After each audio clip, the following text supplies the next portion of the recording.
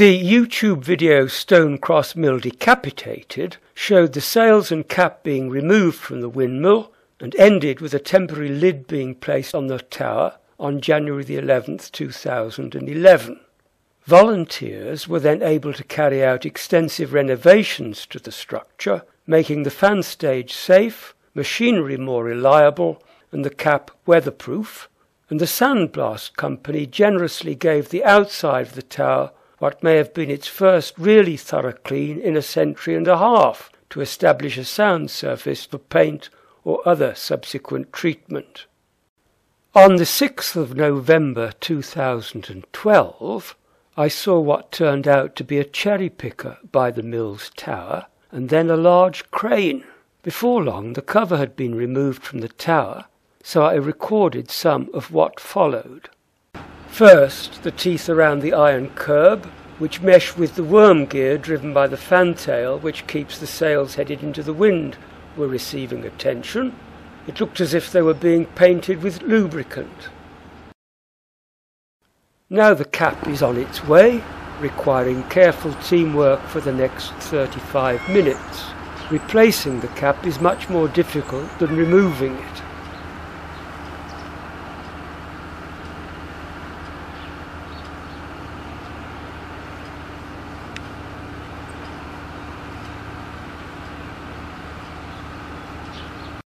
The crane is lifting the cap by 4 brackets, with yellow webbing on the left and chain on the right.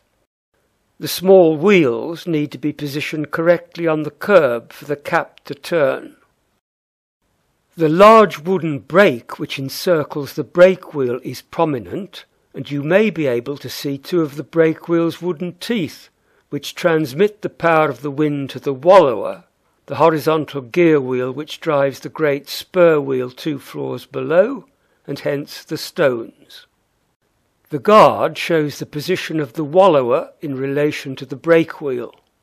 The worm gear on the right, powered by the blades of the fantail at the end of the fan stage, has to mesh with the freshly lubricated teeth of the curb. The crane is roughly centering the cap, watched by someone near the top of the stairs, seen through the circular window. A skywalker appears on the right to help control the descent. Another skywalker moves into position from the left. A steadying gloved hand appears in the middle of the tower.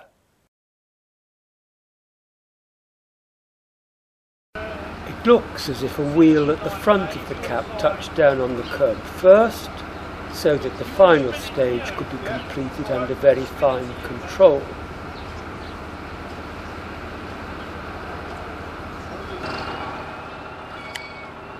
We now see why chain and pulleys were used on the back of the cap.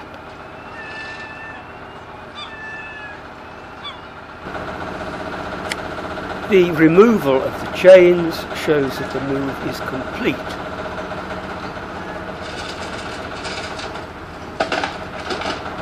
Attention now focuses on the metal canister on the front of the wind shaft. The first of the stocks has to be fitted. A rope is threaded through from inside the cap. A skywalker appears to help position the stock correctly. And 2 more skywalkers move in to secure it. The stock is carefully centered in the canister. Wedges are hammered in to hold it in place. A skywalker frees the stock from the crane.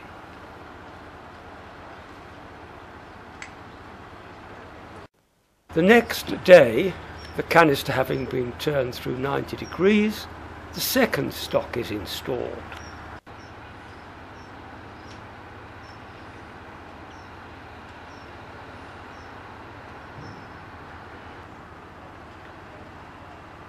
Wedges are hammered home at the bottom and top of the canister.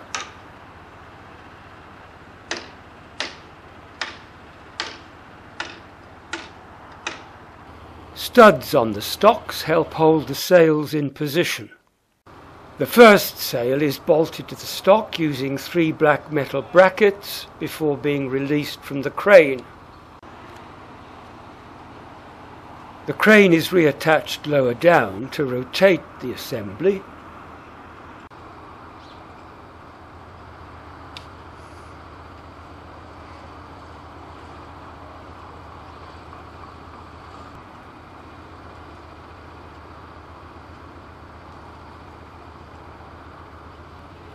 Once the stock is vertical, the windmill's brake can be applied to stop the wind shaft turning.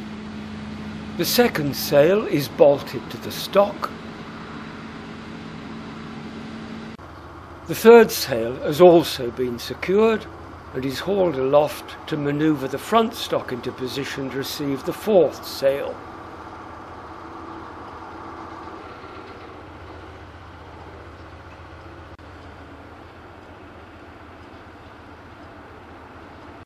The person working the brake is alerted.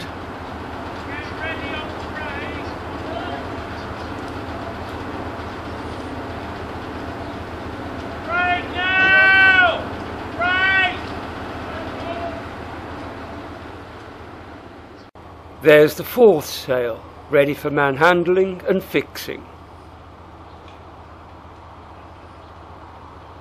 Recapping is complete.